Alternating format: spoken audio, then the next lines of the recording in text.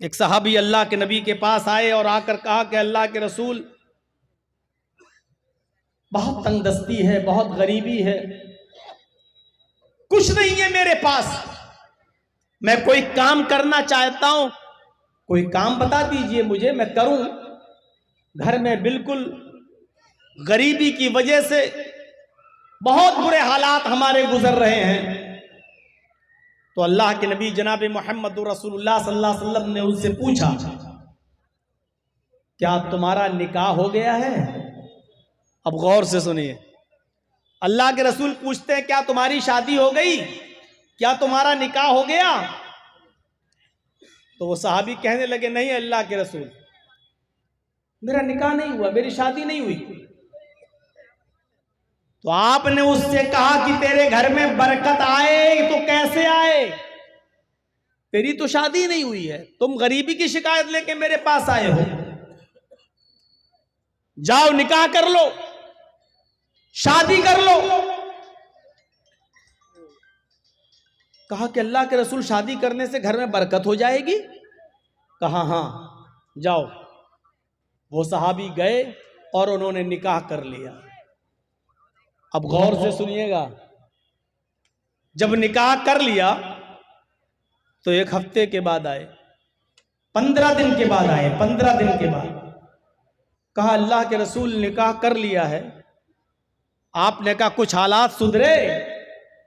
अल्लाह के रसूल और बुरे हालात हो गए, आपने निकाह करा दिया, हम फंस गए। अरे अभी कम से कम आजाद थे, थोड़ा बहुत तो जो मिलता था खा लेते थे, अब तो शादीशुदा हूं, जो मुझे मिलता था वो बीवी को खिला देता हूं, और मैं तो अब कुछ नहीं मिल रहा मुझे, अब तो बीवी की भी जिम्मेदारी हो गई है और हालात वैसे के वैसे। अब कोई काम बताइए अल्लाह के रसूल, अब तो शादीशुदा हो गया हूं, बड़ी तंगदस्ती है मेरे घर में। अल्लाह के नबी ने थोड़ी देर सोचा और सोचने के बाद आपने उनसे फरमाया, ऐ नौजवान, एक काम करो, तुम एक निकाह और कर लो। कहा अल्लाह के रसूल, आप क्या कह रहे हैं? एक शादी कर ली मैंने, अंजाम देख लिया, अब आप कह रहे हैं एक और कर लो? आपने कहा नहीं नहीं नहीं, जरूर कुछ दाल में काला, पता नहीं खैर बरकत कैसे नहीं हो रही। शादी के बाद तो बीवी खैर बरकत लेके आती है, एक औरत खैर बरकत के दरवाजे खोल देती है, फिर क्या बात है तुम्हारे घर में बरकत नहीं? नहीं, तुम एक और शादी करो। ठीक है, आप कह रहे हैं तो आपकी बात गलत थोड़ी होगी, मैं कर लेता हूं एक और शादी। इमाम अहमद अपनी मुस्नद में नकल करते हैं, उस साहबी ने एक और निकाह कर लिया। अब एक हफ्ते के बाद ही चले आए, 2 बीवी के मालिक बन गए, एक हफ्ते के बाद फिर चले आए। अल्लाह के नबी ने पूछा, कहो क्या हाल है? सर नीचे कर लिया। आपने कहा कोई बरकत नहीं हुई? अल्लाह के रसूल, आप बरकत की बात कर रहे हैं, यहां हरकत बंद होने वाली है दिल की, अटैक ना पड़ जाए मुझे, मामला बड़ा गंभीर हो गया, अब तो 2 बीवी की जिम्मेदारी है, पहले से कुछ नहीं था और आपने एक और शादी करा दी। अल्लाह के रसूल, जब घर पे आता हूं तो बीवियों की सुनना पड़ता है, और बाहर जाता हूं तो कोई काम नहीं मिलता, मुझे कोई काम बताइए वरना ये दोनों बीवियां मेरी खबर ले लेंगी। अब मुझे काम बताइए, आप ही ने कराया है दोनों शादी, अब आप ही रास्ता निकालिए। आपने थोड़ी देर सोचा और थोड़ी देर ठहरने के बाद, सोचने के बाद कहा, नौजवान, मेरा मशवरा है कि तुम एक शादी और कर लो, अब तो आपे से बाहर। अल्लाह के नबी, आपके कहने से 2 कर चुका हूं और आप एक और? अब नहीं। नबी अकरम ने कहा कि अब मैं तुमसे चौथी के लिए नहीं कहूंगा, जाओ ये मेरा वादा है, लेकिन एक और कर लो। पता नहीं तुम्हारे यहां क्यों खैर बरकत नहीं हो रही है, इंशाअल्लाह जरूर होगी। उसने कहा ठीक है, मर तो वैसे ही रहा हूं, अब आप कह रहे हैं चौथी के लिए नहीं कहूंगा, तो चौथी में बिल्कुल नहीं करूंगा। आपने कहा मत करना, लेकिन तीसरी तो करो जाके। उसने तीसरी शादी भी कर ली, और तीसरी शादी करने के बाद अब 1 महीने के बाद आया। अल्लाह के नबी ने कहा क्या हाल है? पहली शादी की तो 15 दिन के बाद आए, दूसरी शादी की तो हफ्ते भर बाद चले आए, तीसरी शादी की तो अब 1 महीने के बाद। क्या हाल है? तो अल्लाह के रसूल अल्हम्दुलिल्लाह बड़ा अच्छा हाल है, बहुत अच्छी गुजर रही है, खैरो बरकत का। अल्लाह के रसूल बरकत ही बरकत। वो कैसे? कहा अल्लाह के नबी तीसरी बीवी जो मेरे घर में आई वो एक हुनर जानती है,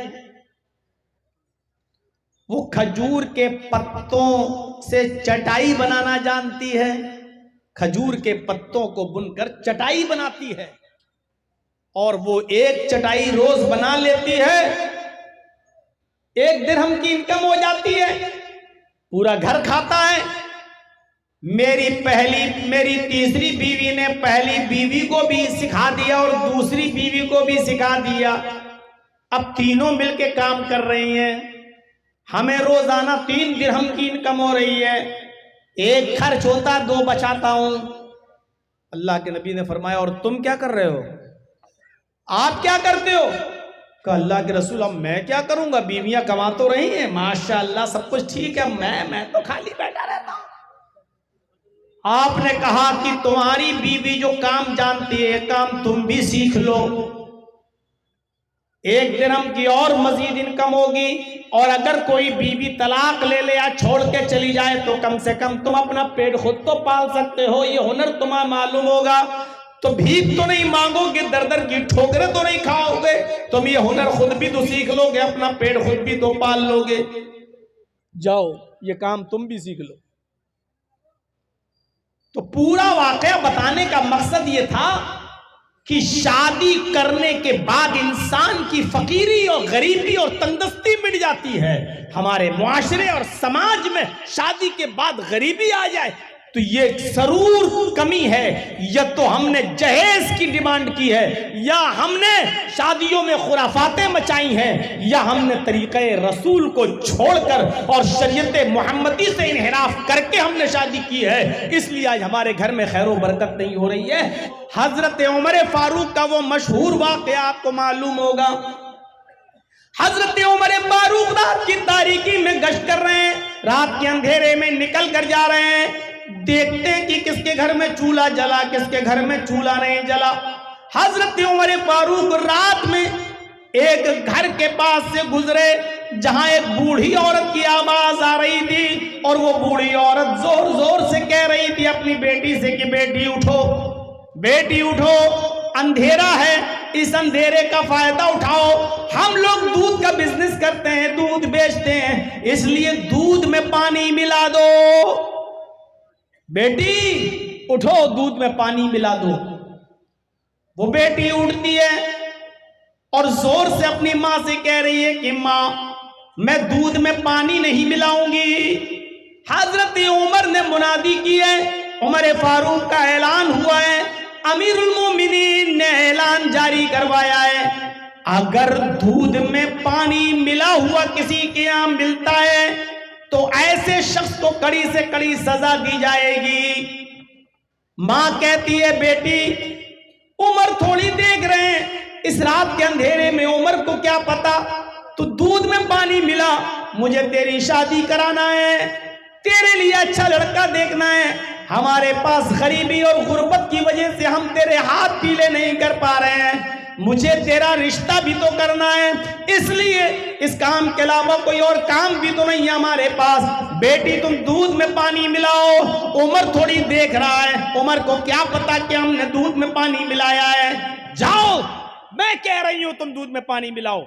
बेटी चीख कर कहती है माँ उमर नहीं देख रहा है तो क्या हुआ, उमर का रब तो देख रहा है, हम उमर के सवाल जवाब से तो बच जाएंगे, लेकिन कयामत के दिन अल्लाह के सवाल और जवाब से कैसे बचेंगे। माँ मैं दूध में पानी नहीं मिलाऊंगी, उमर नहीं देख रहा तो क्या हुआ, उमर का रब तो देख रहा है।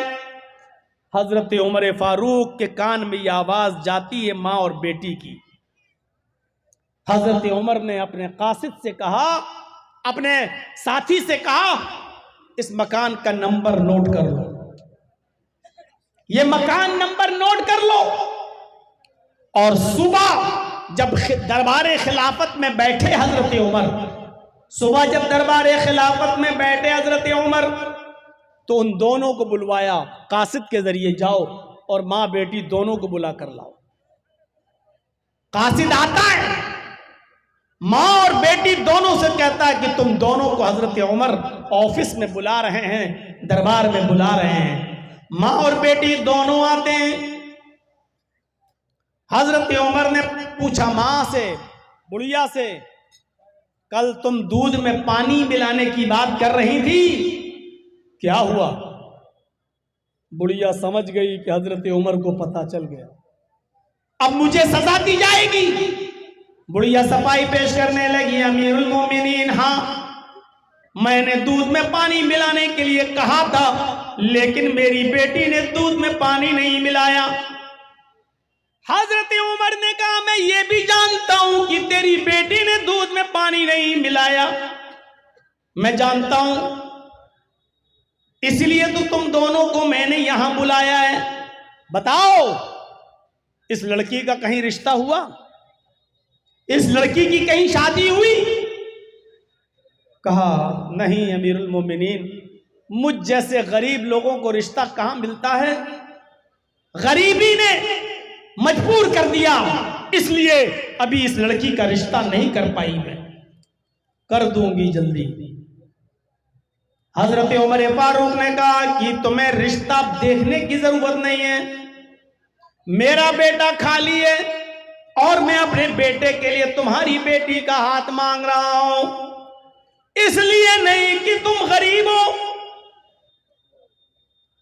बल्कि सिर्फ इसलिए कि तेरी बेटी से शादी अपने बेटे के साथ मैं इसलिए कर रहा हूं क्योंकि तेरी बेटी दीनदार है। ये उमर से नहीं, उमर के रब से डरती है। ये उमर से नहीं, उमर के रब से डरती है। और मैं यही चाहता हूं कि लोग उमर से नहीं, उमर के रब से डरने वाले बन जाएं। तेरी बेटी को उमर का खौफ नहीं है, उमर के रब का खौफ है, इसलिए मेरी बहू बनने के लायक है, मेरे बेटे की बीवी बनने के लायक है। मैंने अपने बेटे के लिए तेरी बेटी को पसंद किया है। कहने लगी मजाक मत करो अमीरुल मोमिनीन। हजरत उमर ने कहा नहीं, मैं मजाक नहीं कर रहा हूं, मुझे दीनदार लड़की की जरूरत है, जो दीनदारी मैंने तुम्हारी बेटी के अंदर देखी है। हजरत उमर ने अपने बेटे का निकाह उस लड़की के साथ कर दिया।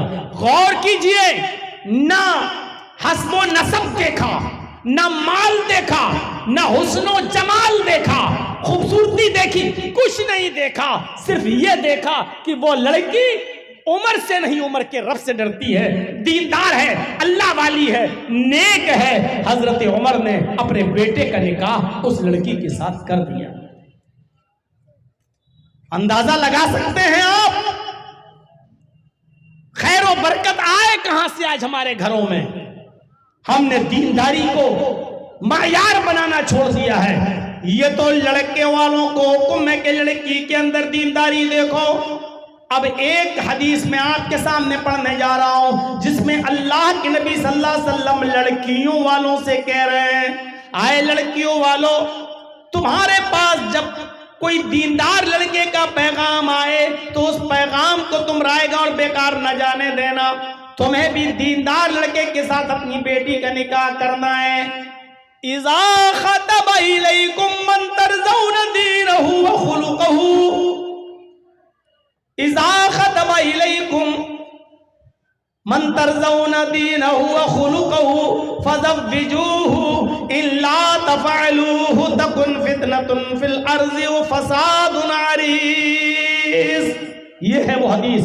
अल्लाह के नबी जनाब मोहम्मद रसूलुल्लाह सल्लल्लाहु अलैहि वसल्लम ने लड़कियों के माँ बाप से फरमाया, लड़कियों के माँ बाप को हुक्म दिया, आए लड़कियों वालों, आए लड़कियों के वली, आए लड़कियों के सरपरस्तों, आए लड़कियों के माँ बाप, जब तुम्हारे पास तुम्हारी बेटी के लिए, तुम्हारी बेटी से रिश्ते के लिए किसी लड़के का पैगाम तुम्हारे घर पे आए और वो लड़का दीनदार हो और वो लड़का बाखलाक हो, हैं, बाखलाक हो, तरज़ौन दीनहु व खुलुकहु, उस लड़के का दीन और उसका अखलाक तुम्हें पसंद आ जाए, यानी उस लड़के की दीनदारी में तुम्हें कोई शिकायत नजर ना आए, उस लड़के के नेक होने में और बाखलाक होने में तुम्हें कोई कमी नजर ना आए, तो आए लड़कियों वालों, अपनी बेटी का निकाह उस लड़के के साथ कर दो। उसका पैगाम अपने घर से खाली मत जाने देना, उस लड़के का पैगाम अपने घर से खाली मत लौटाना, उसके इरादे को मत तोड़ना, उसके पैगाम को मत लौटाना। हस्बो नसब देखते हुए, अपनी स्टैंडर्ड देखते हुए उस दीनदार लड़के के साथ अपनी बेटी का रिश्ता ठुकरा मत देना, अपनी बेटी का निकाह उस लड़के के साथ कर देना। फज़व्विजूहु, अपनी बेटी का निकाह उसके साथ कर देना। और फिर वार्निंग दी, केयरफुल किया, इल्ला तफ़अलूहु तकुन फितनतुन फिल अर्ज़ व फ़सादुन अरीज़। आए लड़कियों के माँ बाप, आए लड़कियों वालों, अगर उस लड़के का पैगाम तुम्हारे घर से खाली चला गया, अगर तुमने अपनी बेटी का निकाह उस दीनदार लड़के से नहीं किया, तो जमीन के ऊपर फितना फैल जाएगा। तकुन फितनतुन फिल अर्ज़, जमीन पर फितना फैलेगा, व फ़सादुन अरीज़, और लंबा चौड़ा फसाद बर्पा हो जाएगा। यानी दीनदार लड़के तुम्हें नहीं मिलेंगे, तो बदकिरदार बदकमाश लड़कों से जब तुम अपनी लड़कियों का निकाह करोगे तो जमीन में फितने देखोगे, तलाक के फितने और फसाद तुम जमीन के ऊपर देखोगे। इसलिए दीनदार लड़के का पैगाम अगर तुम्हारी बेटी के साथ तुम्हारे घर पे आ जाए तो तुम्हें उसको नाउम्मीद नहीं लौटाना है, उसको हर हाल में तुम्हें अपनी बेटी का निकाह उस लड़के के साथ कर देना। लीजिए साहब, कितना जबरदस्त हुक्म है लड़कियों वालों को। अब साहब कहो कि हाँ लड़का तो नेक है, नमाजी है, ताज्जुद गुजार है, बहुत अच्छा है, अखलाक भी अच्छा है, लेकिन मेरे स्टेटस का नहीं है, मेरी लड़की इतनी पढ़ी लिखी, उस आदमी के साथ निकाह करेंगे, इसके साथ गरीब है, हम इसके साथ निकाह नहीं कर सकते। अगर उस लड़के की दीनदारी तुम्हारी समझ में आ रही है, अगर उस लड़के का अखलाक तुम्हारी समझ में आ रहा है, तो उसका पैगाम लौटाने का कोई हक नहीं है। इल्ला तफ़अलूहु तकुन फितनतुन फिल अर्ज़, अगर तुमने ऐसा न किया और पैगाम लौटा दिया, अपनी बेटी का निकाह उसके साथ नहीं किया, तो जमीन में फितना फैल जाएगा, वो फसादुन अरीज़, और लंबा चौड़ा फसाद बर्पा। मिन फज़लिही, अगर वो फकीर होंगे तो अल्लाह उनको अपने फजल से गनी कर देगा, अल्लाह उनको अपने फजल से अमीर कर देगा, अल्लाह उनको अपने फजल से नवाज देगा। ये बताया है कुरान में। तो मेरे भाइयों, शादियों के बाद तो खैर और बरकत होती है, लेकिन यहां हम देख रहे हैं कि हमारे पास यही शिकायत है, आदमी कमाता नहीं है, हमारी बेटी रहे तो कैसे। कितनी शिकायतें, हम लोगों से पूछो मेरे भाइयों, कितनी पंचायतों में जाना पड़ता है, कितने मामलों में बैठना पड़ता है। मियाँ बीवी के आपस में ताल्लुकात खराब हैं तो वहां पंचायतों में जाना पड़ता है और मामलों को हल कराना पड़ता है। यही शिकायतें सुनने में मिलती हैं, ये शराब पीता है, कमाता नहीं है, डांटता है, कुछ काम नहीं करता है, ये नहीं करता है, और हम लोग बीच बचाव कराने के लिए घर बन जाए, गृहस्थी टूटे नहीं, यही मामले हल करते रहे। तो शादी की अहमियत बहुत ज्यादा है, निकाह की अहमियत बहुत ज्यादा है। इसलिए कोशिश ये करनी चाहिए कि समाज और सोसाइटी के अंदर कोई शख्स बेनिकाह वाला न रह जाए। समाज को कोशिश करना चाहिए। 25 साल 26 साल 28 साल उम्र हो रही है, अभी तक शादी नहीं कर रहा है, पूरे गांव वालों को इसकी फिक्र होनी चाहिए कि इस लड़के से खतरा है समाज के लड़कियों को, सोसाइटी में रहने वाली बच्चियों को। और जो लड़की 20, 22, 25 साल की हो चुकी है, शादी नहीं हो रही है, गांव वालों को सोचना चाहिए कि इस लड़की से भी फितना है। इसलिए जहां तक हो सके लड़के और लड़कियों का जल्दी से निकाह करवाया जाए और पूरा समाज इस कार्य खैर में, इस नेक काम में जुट जाए। जहां तक हो सके लड़कों के लिए लड़कियों का, और लड़कियां जो जवान हो चुकी हैं उनके लिए लड़कों का इंतजाम किया जाए और उनका निकाह कराया जाए।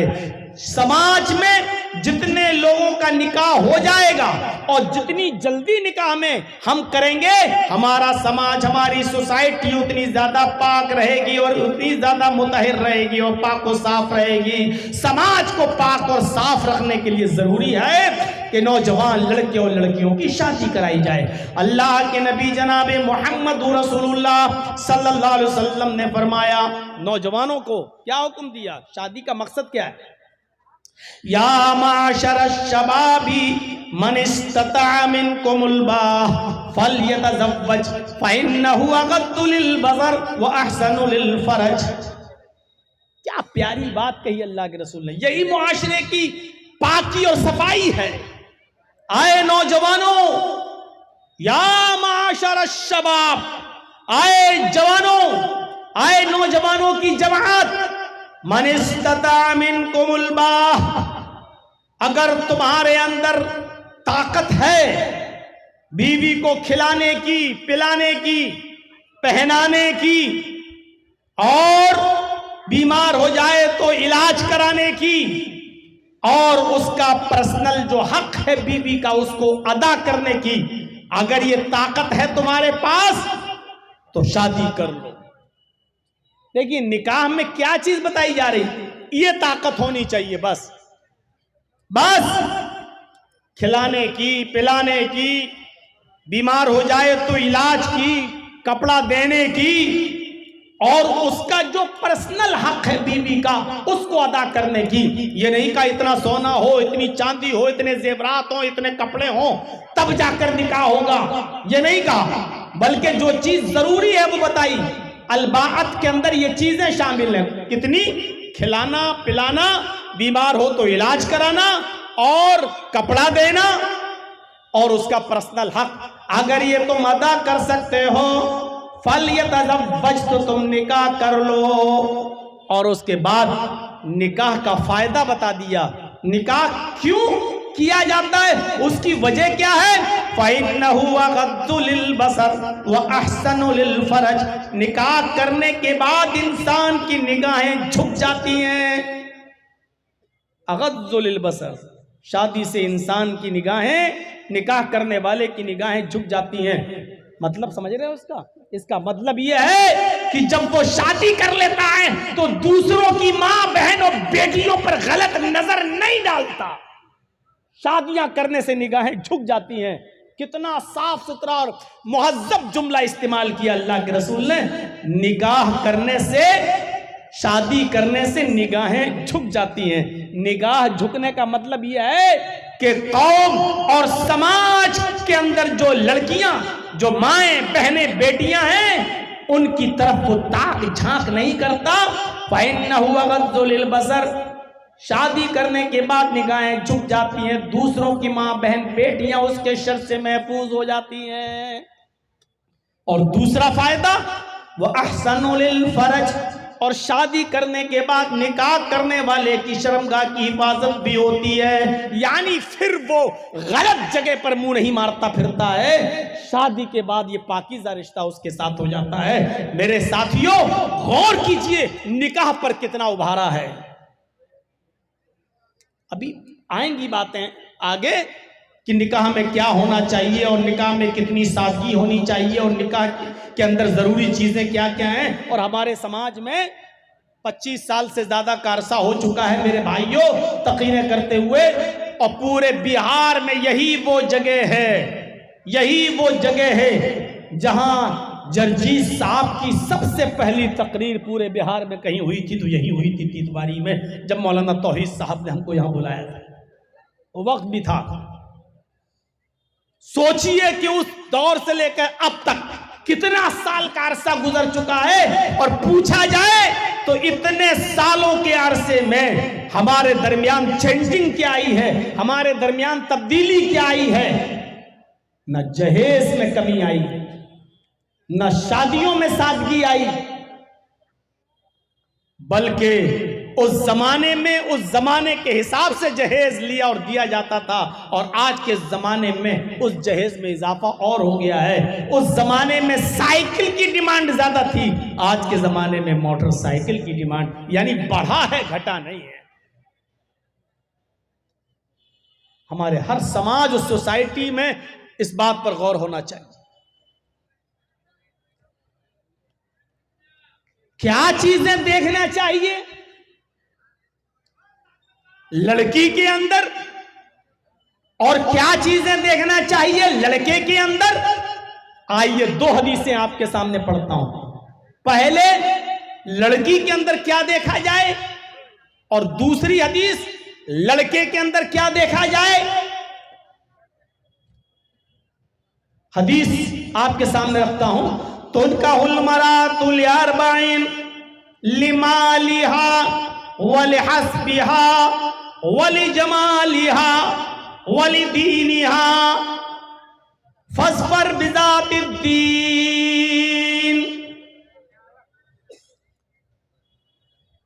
आमतौर पर लड़कियों के अंदर ये चार चीजें देखी जाती हैं जिनको देखकर लोग शादियां करते हैं।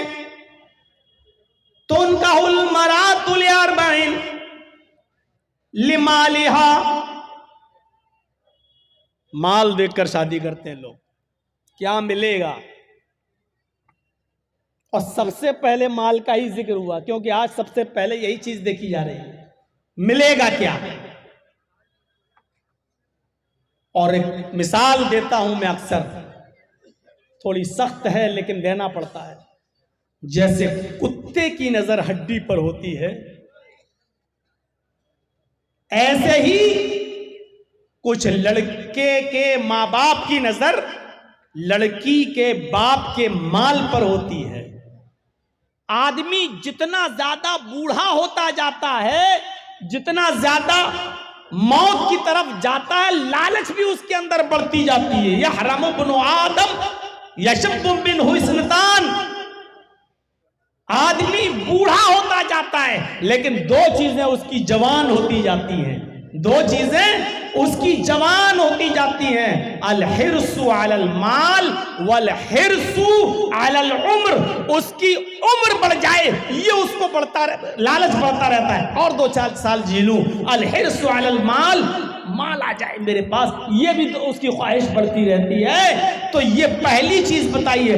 लड़कियों के अंदर आमतौर पर लड़की वाले में 4 चीजें देखी जाती हैं। पहली चीज बताई लिमालिहा, कुछ लोग होते हैं जो उसका माल देखकर शादी करते हैं। हमें क्या मिल जाएगा, जैसे कुत्ते की नजर हड्डी पर लगी हुई। वलिहस्बिहा, दूसरी चीज हस्ब व नसब देखी जाती है, कोई हैसियत नहीं इसकी। दूसरी चीज हस्ब व नसब, मैं खान हूं, लड़की भी खान है कि नहीं। मैं आला खानदान का हूं, लड़की भी आला खानदान की है या नहीं। मेरा स्टेटस ये है, लड़की भी इस स्टेटस की है कि नहीं। मैं इतना पढ़ा लिखा हूं, लड़की भी इतनी पढ़ी लिखी है या नहीं। मेरा घर 5 मंजिल है, लड़की का घर भी इतना है कि नहीं। हस्बो नसब। और अल्लाह के नबी ने फरमाया, अला कुल्लु शैइन मिन अम्रिल जाहिलियती तहता कदमैया मौजून। खुतबे हज्जतुल विदा में आपने फरमाया था, जमाने जाहिलियत की सारी चीजों को मैंने अपने पैरों से रौंद डाला, अपने पैरों से कुचल डाला। अब जमाने जाहिलियत की कोई भी चीज अब राइज नहीं की जाएगी। लेकिन अल्लाह के नबी ने यह भी फरमाया, अरबउन फी उम्मती मिन अम्रिल जाहिलियती ला यतरुकुनहुन्ना। 4 चीजें मेरी उम्मत के अंदर ऐसी हैं जो जमाने जाहिलियत से आई हुई हैं, लेकिन मेरी उम्मत उनको नहीं छोड़ेगी। है तो वो गंदी, है तो वो बुरी चीज, लेकिन मेरी उम्मत उन्हें नहीं छोड़ेगी। 4 चीजों की तरफ इशारा फरमाया था, अरबउन फी उम्मती मिन अम्रिल जाहिलिया। 4 ऐसी चीजें हैं जो जमाने जाहिलियत की हैं, जो जाहिलियत के जमाने से चली आ रही हैं। मैंने उनको अपने पैरों से रौंद तो डाला, लेकिन मेरी उम्मत उनको छोड़ेगी नहीं, मेरी उम्मत उनको तर्क नहीं करेगी। यानी कयामत तक मेरी उम्मत के अंदर वो 4 चीजें पाई जाएंगी, लेकिन ये मैंने अपने पैरों से रौंद दी हैं। आपने फरमाया अल फख्रु फिल अहसाब। पहली चीज हसब में फख्र करेगा। अल फख्रु फिल अहसाब व तानु फिल अंसाब वल इस्तिस्काउ बिन नुजूम व नयाहतु। ये 4 चीजें बताई जो जमाने जाहिलियत से चली आ रही हैं और मेरी उम्मत में भी चली आएंगी। इनको कभी नहीं छोड़ेगी मेरी उम्मत। उनमें पहली चीज हस्ब व नसब।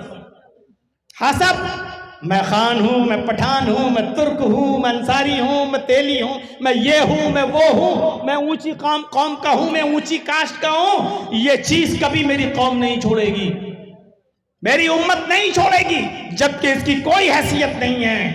अला बित्तक़वा, अल्लाह के यहां सिर्फ तकवा देखा जाएगा, कौम नहीं, नसब नहीं, हसब नहीं।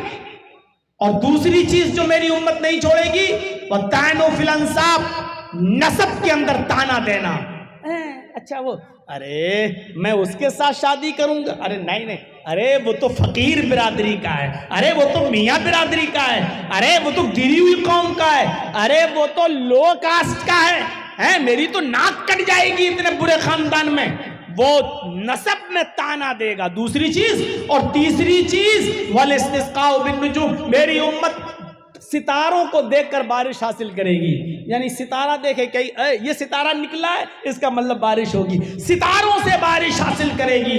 ये तीसरी चीज भी मेरी उम्मत में नहीं छूटेगी। और चौथी चीज वह नयाहतु, नौहा करना और मातम करना, किसी के मर जाने पर मातम करना, रोना, ये मेरी उम्मत नहीं छोड़ेगी। आज भी देख लीजिए, किसी का जवान बेटा मर जाए, छोटा बच्चा मर जाए, माएँ खिलौने निकाल लाती हैं, ओढ़नी इधर गई, कपड़ा इधर गया, सर सीना पीट रही हैं, करीबान चाक कर बेटा चला गया, ये खिलौने से कौन खेलेगा। रोती हैं, चीखती हैं, चिल्लाती हैं, गरीबान चाक करती हैं, बाल नोचती हैं। वह नयाहतु, मेरी उम्मत नौहा और मातम करना भी नहीं छोड़ेगी, जबकि यह हराम है इस्लाम के अंदर। तो ये 4 चीजें नहीं छोड़ेगी। तो वल हस्ब, 4 चीजें देखकर शादी करते हैं लोग लड़की के अंदर। लिमालिहा, पहली चीज क्या देखी जाती है, माल। दूसरी चीज क्या देखी जाती है, हसब व नसब, वले हस्बिहा, हस्ब व नसब। और तीसरी चीज लड़की की क्या देखी जाती है, वले जमालिहा, खूबसूरती, खूबसूरत कितनी है, खूबसूरती देखकर शादी करते हैं। 3 चीजें। और चौथी चीज की तरफ अल्लाह के नबी इशारा कर रहे हैं, वलिदीनिहा, दीनदारी देखकर भी शादी की जाती है। 4 चीजें बताने के बाद आपने फरमाया फज़फर बिज़ातिद्दीन, ओ लोगो दीनदारी को तरजीह दो, ओ लोगो दीनदार लड़की को अव्वलियत दो, फौकियत दो, उसी को दर्जा दो। यानी ये 3 चीजें मत देखो। हाँ, किसी में चारों चीजें पाई जाए तो बहुत अच्छी बात है, लेकिन तरजीह किसको दो। ये नहीं कहा कि खूबसूरती मत देखो, ये नहीं कहा कि हस्ब नसब न, ठीक है देखो, लेकिन अगर किसी के अंदर हस्ब नसब नहीं है, अगर किसी के अंदर है आप खूबसूरती नहीं है, अगर किसी के अंदर लिमाल, क्या क्या कहा, माल और दौलत नहीं है, देने की ताकत नहीं है, लेकिन अगर कोई लड़की दीनदार है तो फिर 3 चीजें मत देखो, दीनदारी देखो और दीनदारी को मायार बनाओ। और इसी दीनदारी को देखकर अपने बेटे का निकाह उस बेटी के साथ, उस लड़की के साथ कर दो। लड़की के अंदर दीनदारी देखो, फज़फर बिज़ातिद्दीन, दीन को तरजीह दो। हर मुसलमान को गौर करना चाहिए, यहां जो बैठे हैं सबको, और जहां तक मेरी आवाज जाए, क्या हम तो चाहते हैं कि जहेज न दें मेरी बेटी, लेकिन बेटी वाला क्या ये भी चाहता है कि दीनदार लड़का मिल जाए हमें, अच्छा लड़का मिले, शरीफ लड़का मिले। क्या आज हमारी सोसाइटी में ये हो रहा है? और नहीं हो रहा है तो ये कब होगा? एक लंबा अरसा गुजर चुका है मेरे भाइयों, तब तकरीरें और जलसे और जुलूस, रोजाना इश्तिहार देख लो, रोजाना पम्फलेट देख लो, रोजाना इजलास देख लो, लेकिन सुधार कितना है ये हर इंसान अपने गरीबान में मुंह डालकर देखे और झांके। शादियों के नाम पर कितना खर्चा, निकाह के नाम पर कितना खर्चा, बारात के नाम पर कितने आदमियों की शिरकत। इन्ना आज़मन निकाही बरकतन आइसरुहा मऊनतन। अल्लाह के नबी सल्लल्लाहु अलैहि वसल्लम फरमाते हैं कि सबसे ज्यादा बाबरकत निकाह तो वो होता है, इन्ना आज़मन निकाही बरकतन, बरकत के एतबार से सबसे अच्छा निकाह और सबसे बड़ा निकाह तो वो है, सबसे ज्यादा बाबरकत निकाह तो वो है आइसरुहा मऊनतन, जिसके अंदर खर्चा सबसे ज्यादा कम हो, जिसके अंदर खर्च सबसे ज्यादा कम हो, वो सबसे बड़ा बाबरकत निकाह माना जाता है, सबसे अच्छा निकाह माना जाता है शरीयत के अंदर।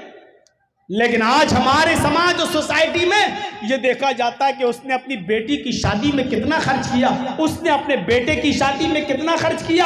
आज खर्च से मायार देखा जाता है कि किसकी शादी अच्छी हुई किसकी बुरी। अल्लाह के रसूल ने अच्छी और बुरी शादी, बाबरकत और गैर बरकती शादी की निशानदेही बता दी है। आपने फरमाया इन्ना आज़मन निकाही बरकतन अयसरुहा मऊनतन, बरकत के एतबार से सबसे अच्छा निकाह वो है, सबसे बड़ा निकाह वो है, सबसे बाबरकत निकाह वो है जिसके अंदर खर्चा सबसे ज्यादा कम हो। यानी जिस शादी में खर्चा जितना कम होगा वो उतना ही बाबरकत निकाह होगा।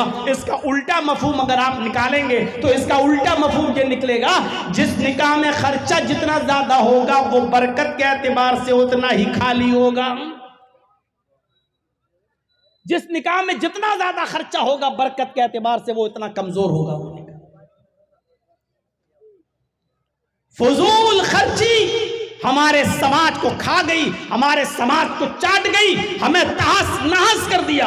अरे फजूल खर्ची तो अच्छे कामों में भी जायज नहीं है, तो खुराफात वाले कामों में कहां से जायज हो जाएगी। फजूल खर्ची तो अच्छे कामों में जायज नहीं है, इसराफ हद से ज्यादा गुजरना तो अच्छे कामों में भी जायज नहीं है।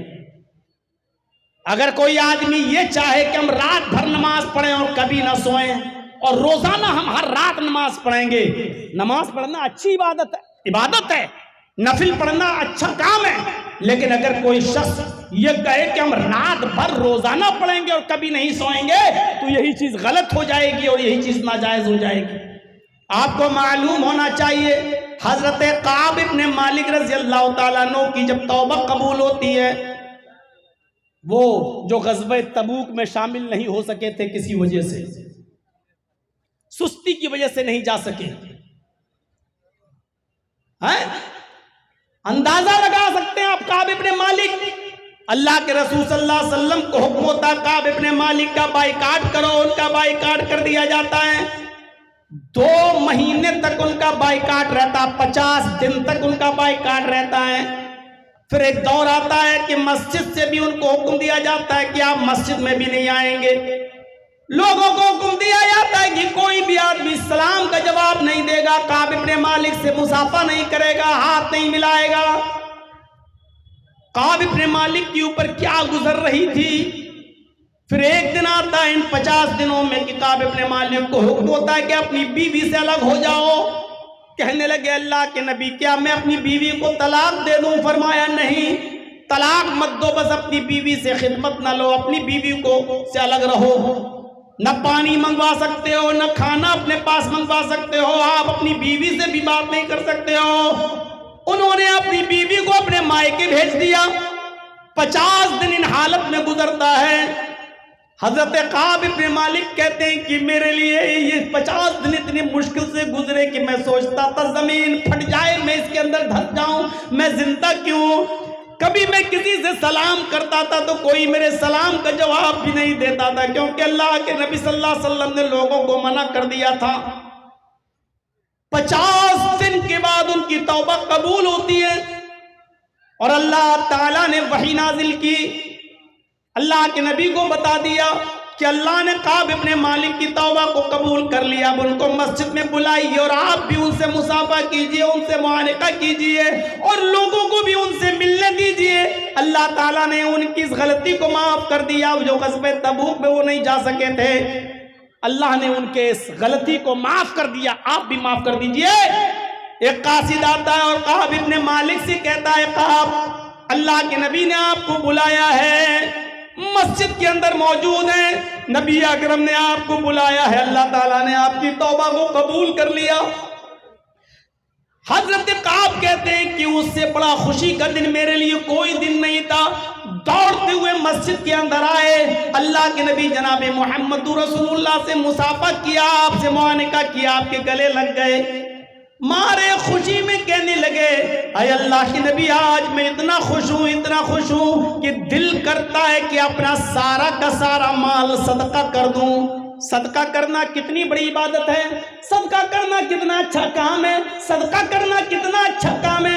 लेकिन अल्लाह के नबी सल्लल्लाहु अलैहि वसल्लम ने फरमाया, अम्सिक अलैका बाज़ मालिक, आए काब इब्ने मालिक तुम अपना सारा का सारा माल सदका नहीं कर सकते हो, सारा का सारा माल अल्लाह की राह में खैरात नहीं कर सकते हो, अपने पास कुछ माल रोक लो ताकि तुम दूसरों के सामने हाथ ना फैलाते फिरो, तुम दूसरों के सामने भीख ना मांगते फिरो।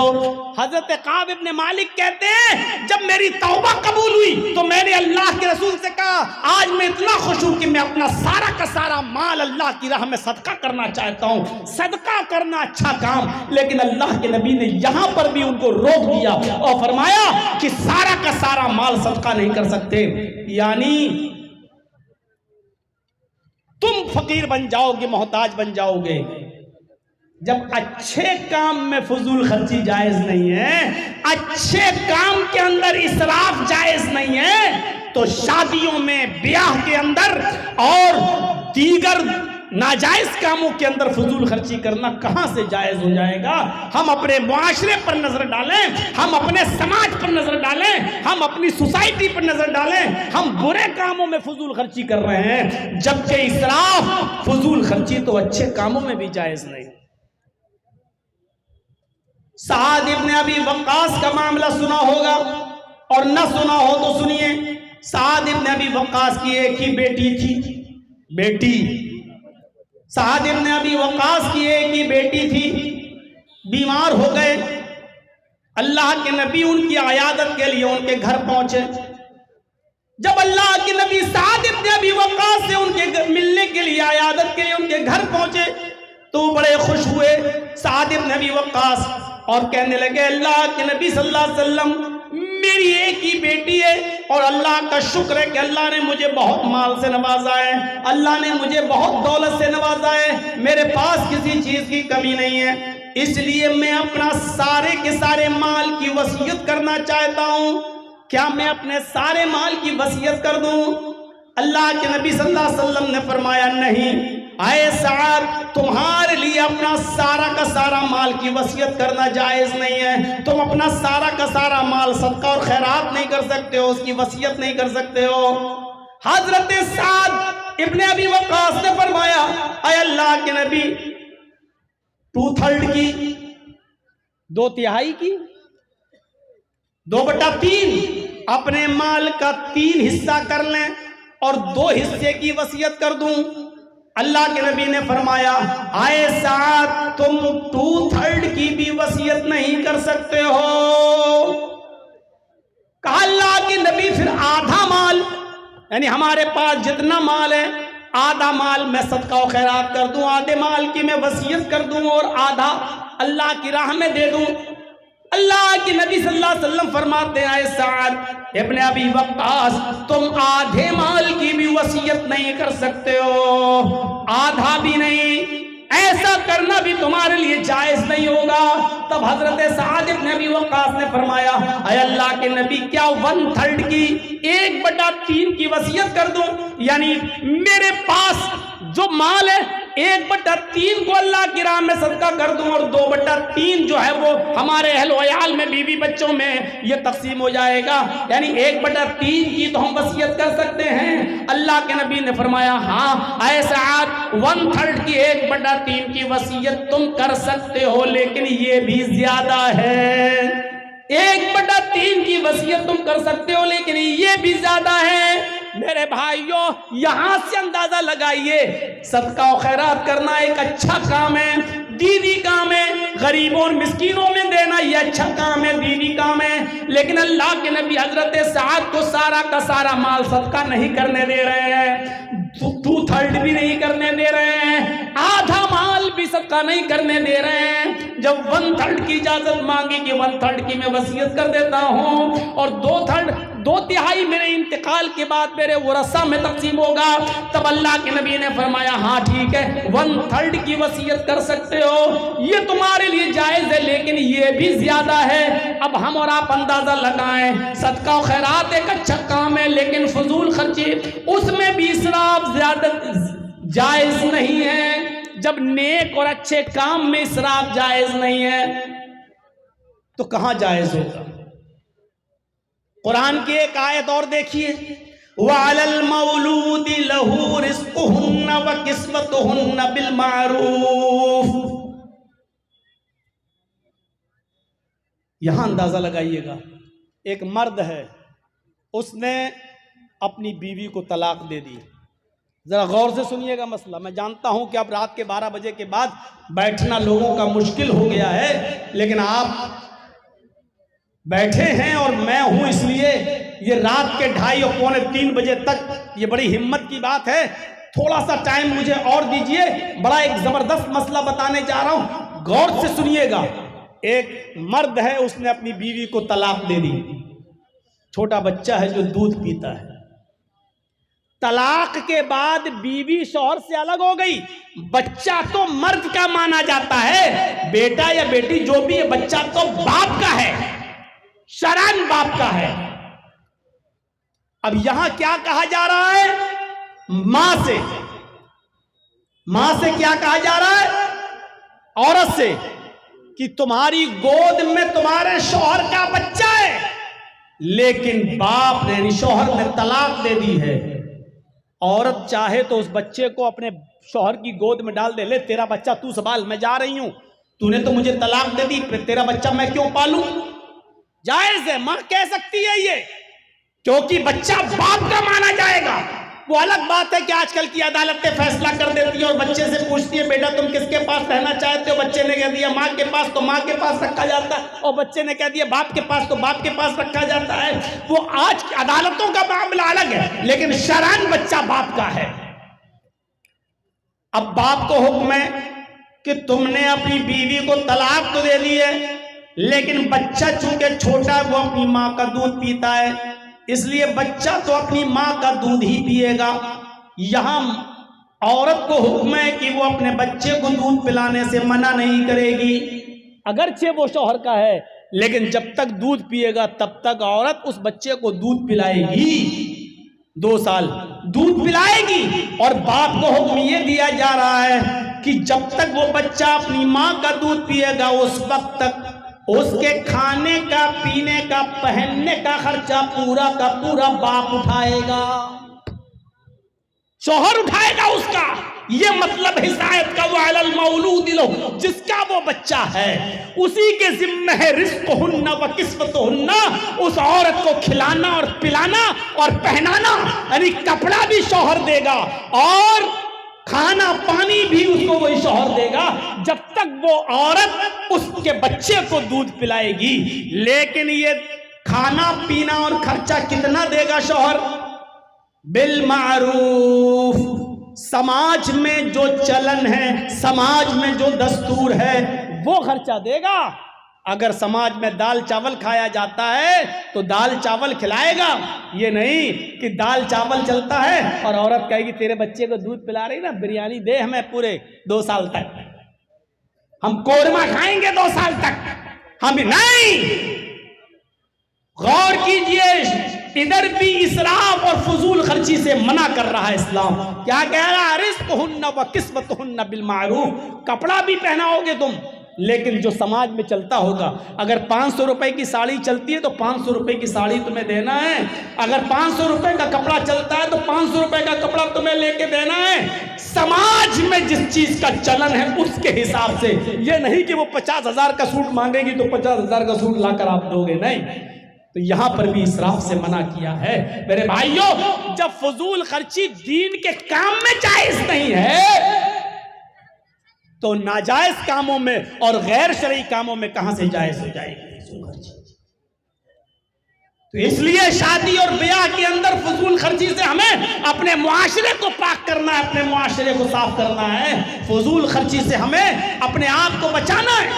जरा देखिए आज क्या कितनी फजूल खर्चियां हैं। अल्लाह के नबी जनाबे मोहम्मद रसूलुल्लाह सल्लल्लाहु अलैहि वसल्लम के पास एक औरत आती है। बुखारी शरीफ की रिवायत, बड़ा दिलचस्प वाकया, 50 बार आपने सुना होगा, ना सुना हो तो जहन नशीन करिए। एक औरत अल्लाह के नबी सल्लल्लाहु अलैहि वसल्लम के पास आती है और कहती है कि अल्लाह के रसूल, मैं अपने आप को आपको हिबा कर रही हूँ, मैं अपने आप को आपको सौंप रही हूँ, आप मेरे साथ निकाह कर लीजिए।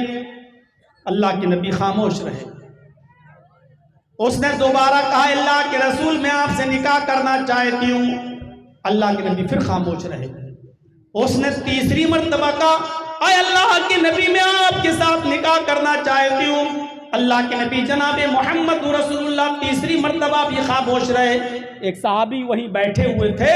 वो सहाबी ने जब देखा कि ये बार बार कह रही है और अल्लाह के नबी खामोश हैं, तो सहाबी बोल पड़े कि अल्लाह के रसूल, ये औरत बार बार आपसे निकाह के लिए कह रही है कि मैं शादी करना चाहती हूँ, लेकिन आप खामोश हैं, आप बोल नहीं रहे हैं। अगर आपको करना है तो हाँ कहिए, और नहीं करना है तो मेरे साथ करा दीजिए शादी। ओफो, क्या मंजर होगा जिस वक्त की साहबी कह रहे हैं कि अल्लाह के नबी, आप अगर नहीं करना चाहते तो मेरे साथ कर दीजिए। औरत वहीं बैठी है और वो साहबी कह रहे, अल्लाह के रसूल, अगर आप नहीं कर सकते तो मेरे साथ कर दीजिए। अल्लाह के नबी फरमाते हैं, देखो मैं तो नहीं कर सकता, अब मैं नहीं करूंगा शादी, अब निकाह की मेरे अंदर गुंजाइश नहीं, लेकिन हाँ अगर तुम करना चाहते हो तो बताओ। का अल्लाह के रसूल, अगर आप नहीं कर रहे तो मेरे साथ कर दीजिए, इसकी करवा दीजिए शादी।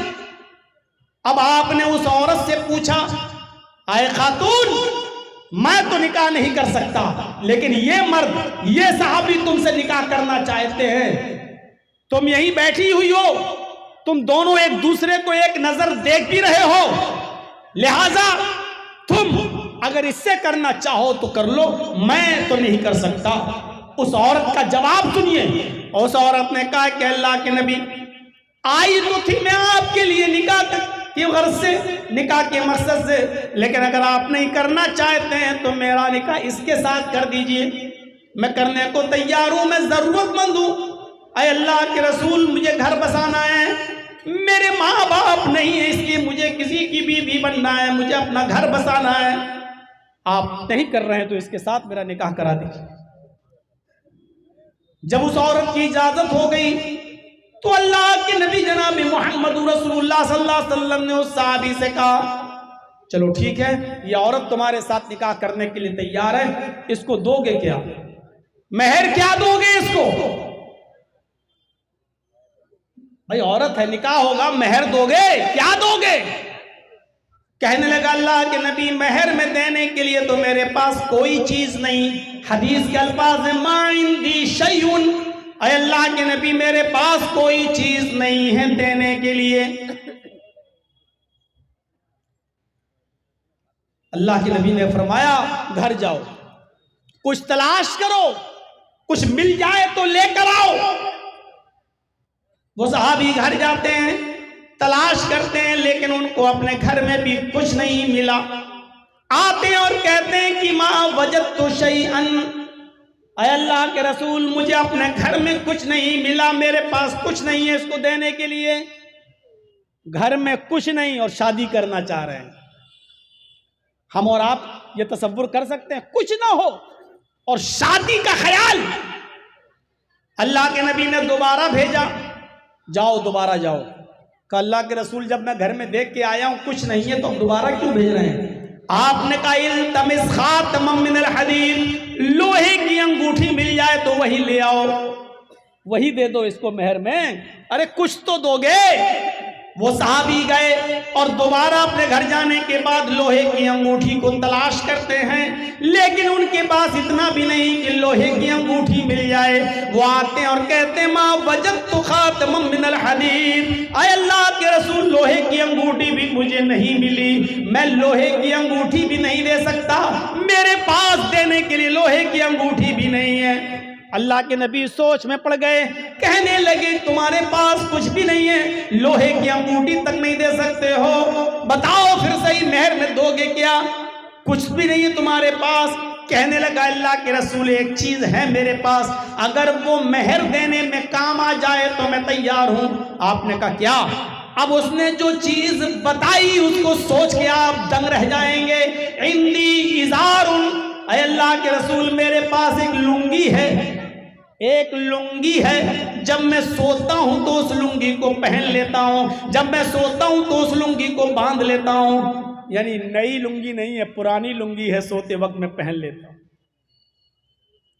आपने कहा ठीक है वही लुंगी इसको दे दे, पुरानी। कहा अल्लाह के रसूल इसको अगर दे दूंगा तो मैं क्या पहनूंगा? अगर वो लुंगी मैंने इसको दे दी तो मैं क्या पहनूंगा? एक काम करते हैं उस लुंगी के दो टुकड़े कर देते हैं, बीच से फाड़ देते हैं, आधी लुंगी इसको दे देता हूं और आधा मैं रख लेता हूं। आपने कहा आधी लुंगी में उसका क्या होगा? और आधी लुंगी का तेरे भी कोई काम की नहीं रहेगी। उसने कहा अल्लाह के रसूल कोई काम की नहीं रहेगी, लेकिन कहीं बिछा कर बैठने के काम तो आ जाएगी। मैं कहीं बिछा लूंगा, बैठ तो जाऊंगा, सस्ता तो लूंगा, पहनने के लायक ना रहेगी तो क्या हुआ, कहीं बिछा कर बैठने के काम में तो आ जाएगी, लेकिन मैं पूरी लुंगी नहीं दे सकता, आधी दूंगा। अल्लाह के नबी कहते हैं फिर तू ही रख ले आधी, जब उसके किसी काम की नहीं है और आधी तेरे भी किसी काम की नहीं है, देना हो तो पूरी लुंगी दो। कहने लगा पूरी तो नहीं दे सकता। गौर करो, एक पुरानी लुंगी भी नहीं है उसके पास देने के लिए, और शादी करा अल्लाह के रसूल मेरी कर दीजिए, इसके साथ मेरी करा दीजिए। अब अल्लाह के नबी ने सहाबी से पूछा कि अच्छा ये बताओ कुरान कितना याद है? अब उसने गिनाना शुरू कर दिया। अल्लाह के रसूल मुझे सूरे मुल्क याद, अल्लाह के नबी मुझे सूरे हाक्का याद, अल्लाह के नबी मुझे सूरे नबा याद, अल्लाह के नबी मुझे सूरे दहर याद, मुझे सूरे कयामा याद। एक एक करके सूरतें गिनाने लगा। अल्लाह के नबी ने कहा क्या तुम्हें इतनी सूरतें याद हैं? कहा हाँ अल्लाह के रसूल मुझे ये सूरतें याद हैं। आपने फरमाया क्या ये सूरतें तू अपनी होने वाली बीवी को याद करा देगा? क्या यही सूरतें तू इस औरत को जो तेरी बीवी बनने जा रही है क्या तू उसको याद करा देगा? कहने लगा हाँ। आपने उस औरत से पूछा क्या खातून तेरे होने वाले शौहर के पास माल देने को कुछ नहीं है, लेकिन कुरान की इतनी सूरतें उसको याद हैं, अगर मैं उन्हीं सूरतों को मेहर बना दूं और तेरा शौहर तुझे ये सूरतें याद करा दे तो क्या तू इसी को मेहर मानने के लिए तैयार है? क्या इसी को तू कबूल करने के लिए तैयार है? क्या इसी को तू एक्सेप्ट करने के लिए तैयार है? उसने कहा अय अल्लाह के रसूल जिस औरत के निकाह में कुरान की ये सूरतें मेहर बन जाएं, जिस औरत के निकाह में कुरान की ये सूरतें मेहर बन जाएं, उससे ज्यादा पाकीज़ा निकाह, उससे ज्यादा बाबरकत निकाह किसका हो सकता है? मुझे मंजूर है अय अल्लाह के नबी मेरा निकाह इस मर्द के साथ कर दीजिए और ये मुझे कुरान की सूरतें याद करा दे, यही मेरा मेहर हो जाएगा। तब अल्लाह के नबी जनाब मोहम्मद रसूलुल्लाह ने उस आदमी का निकाह पढ़ाया, उस औरत के खुदा वली बन गए और उसका निकाह कराकर उस औरत को वहीं रुखसत कर दिया। ये सादगी है इस्लाम के अंदर, ये संजीदगी है इस्लाम के अंदर। न बारात का पता, न मेहंदी का पता, न उमटने का पता, न 400 और 500 आदमियों की, 200 300 आदमियों की बारात का ठिकाना। मेरे भाइयों, वहीं बैठे बैठे मामला हल हो गया और निकाह कर दिया गया और रुखसती भी हो गई। न लड़के को जहेज लेना पड़ा, न लड़की को जहेज देना पड़ा। ये है इस्लाम की संजीदगी, ये है इस्लाम की सादगी। इसीलिए निकाह पर जोर दिया है इस्लाम ने कि गरीबी हाइल न हो और रुकावट न बने। किसी गरीब को भी ये कहने का मौका नहीं मिलना चाहिए कि गरीबी की वजह से मेरा निकाह नहीं हो रहा है। किसी गरीब लड़की को ये कहने का मौका न मिले कि मेरे माँ बाप के पास माल नहीं जिसकी वजह से हम शादी नहीं कर रहे हैं। गौर करो, इस लड़की का तो बाप नहीं है, इसकी माँ नहीं है, इसका भाई नहीं है, लेकिन फिर भी इसका निकाह हुआ और वली अल्लाह के रसूल बन गए, लेकिन निकाह हुआ।